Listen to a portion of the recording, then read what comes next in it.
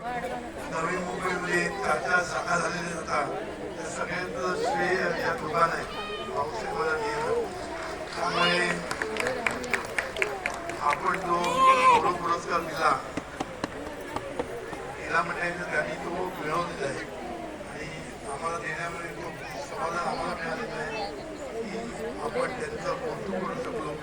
आणि तुम्हाला नवीन लोकांना ज्यांना माहिती नाही त्यांची ओळख आम्ही करून दिली, त्यांच्यापासून आपण प्रेरणा सगळ्यांनी घेतली पाहिजे आणि असंच कार्य जोरदार केलं तरच आपण भाऊसाहेबांना श्रद्धांजली देऊ शकतो आणि यांच्या कार्याला पण आपण सलामी देऊ. तर मी पूर्ण बोलतो, इथेच थांबतो.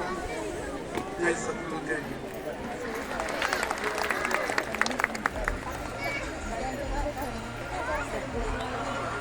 धन्यवाद दादा.